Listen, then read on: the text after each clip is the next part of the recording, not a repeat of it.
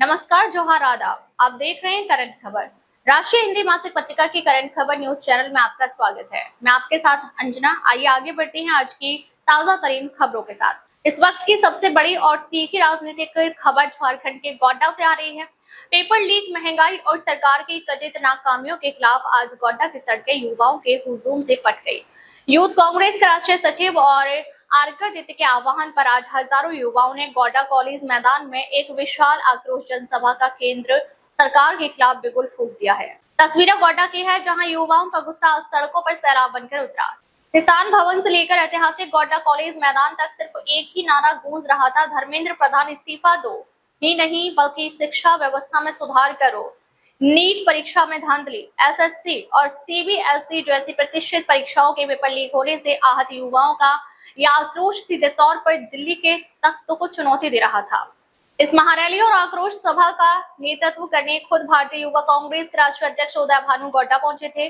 उनके साथ पौड़ियाहाट के विधायक सह झारखंड कांग्रेस विधायक दल के नेता प्रदीप यादव और राष्ट्रीय सचिव सह झारखंड प्रभारी आदित्य यादव भी मौजूद रहे। कार्यक्रम से पहले एक तीखी प्रेस कॉन्फ्रेंस में युवा कांग्रेस के राष्ट्रीय अध्यक्ष ने सीधे देश के शिक्षा मंत्री धर्मेंद्र प्रधान पर कड़ा प्रहार किया। आक्रोश सभा को संबोधित करते हुए स्थानीय दिग्गज नेता प्रदीप यादव ने भी केंद्र सरकार की नीतियों को आड़े हाथों लिया। नेताओं ने कहा कि यह लड़ाई सिर्फ पेपर लीक तक सीमित नहीं है। आज देश का युवा बढ़ती महंगाई, आसमान छूते पेट्रोल डीजल के दाम और सरकार की विफल विदेश व आर्थिक नीतियों से त्रस्त है।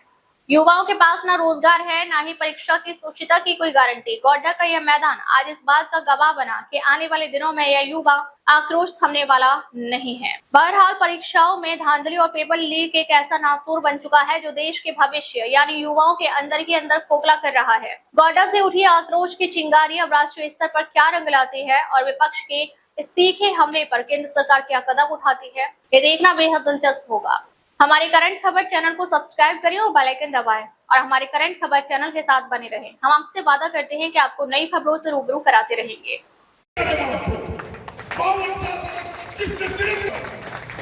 वो हमें राष्ट्रवाद सिखाएगा। कहता है देश की असली आजादी 15 अगस्त 1947 नहीं 2014। हम पूछना चाहते इस मंच से, ऐसे लोगों से जो देश की आजादी को झुठलाता हो उनसे पूछिए, क्या सरदार भगत सिंह का वो फांसी का फंदा जो हम देखते हैं तस्वीरों में, अशफाकुल्लाह खां का वो फांसी का फंदा, क्या वो तस्वीर झूठी है? हमें इसका जवाब चाहिए। देश की आजादी 15 अगस्त 1947 को नहीं मिला। क्या चंद्रशेखर आजाद का वो तस्वीर अपने पिस्तौल से अपने करपट्टी पर गोली खाते हुए, क्या वो तस्वीर झूठी है? अगर वो तस्वीर झूठी है तब 15 अगस्त 1947 को आजादी नहीं मिला होगा।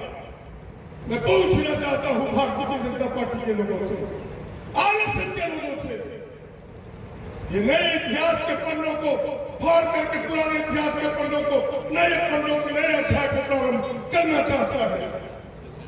इसीलिए मैं आपको आगाज करना चाहता हूं, वो ढोंगी राष्ट्रवाद के नाम पर लोगों को भड़कलाते हैं, वो धर्म के नाम पर लोगों को बहलाते और फुसलाते हैं और हिंदू मुसलमान के नाम पर समाज को बांटते हैं। आप उससे सावधान रहिए। मैं अपनी बात को लंबी नहीं करते हुए, गोड्डा का अधिकांश नौजवान है, मैं केवल एक बात कहना चाहता हूं कि कांग्रेस ने एक अधिकार दिया है पूरे देश को, बाबा साहब अम्बेडकर ने, पंडित नेहरू ने, वो अधिकार है वोट का अधिकार। यदि कोई भी राजा हो, रंग हो, टाटा हो, बिरला हो, अदानी हो, अंबानी हो, गांव का गरीब आदमी हो, सबके वोट का एक अधिकार है।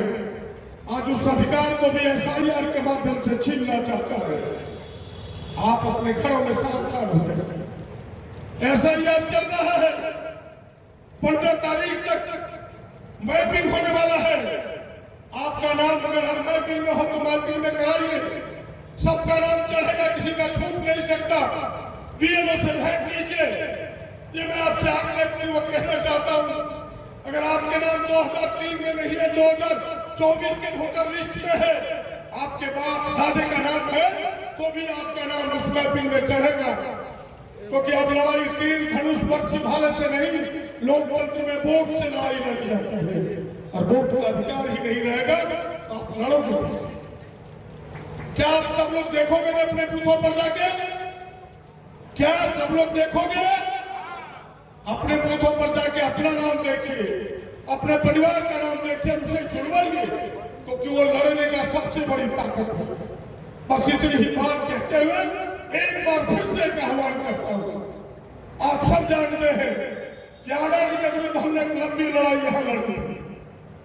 आज यहाँ अडानी है, ईसीएल है, हमारे स्थानीय गोड्डा के नौजवानों को नौकरी नहीं दी जाती। एक लड़ाई आप सब नौजवान अभी हाल के दिनों में, मैं यूथ कांग्रेस गोड्डा को बधाई देना चाहता हूं, भाई शशि जी को, हरगादित्य को, तमाम उनके साथियों को। कभी टोल टैक्स की लड़ाई उन सबों ने लड़ी, जिसमें इन्हें जीत मिली थी। जरा जोरदार ताली उस लड़ाई के लिए बजाइए। संघर्ष किया, सड़क पर बैठा और जीत इन्हें मिली। दूसरी लड़ाई में गोड्डा के नौजवानों से इस टोली से कहना चाहता हूं कि दूसरी लड़ाई आप सब छेड़िए कि 100% अडानी में और ईसीएल में गोड्डा के नौजवानों का भर्ती करना होगा। गोड्डा के नौजवानों को भर्ती करना होगा। हम सब आपके साथ हैं, हम आपके पीछे खड़े हैं और चट्टान की तरह खड़े रहने वाले हैं। बस इतनी ही बात कहते हुए कि जो लड़ाई राहुल गांधी जी ने पूरे देश में छेड़ा है, बुद्ध जी के हाथों में तिरंगा दिया है, इस तिरंगे को मजबूती दीजिए, उस लड़ाई को मजबूती दीजिए।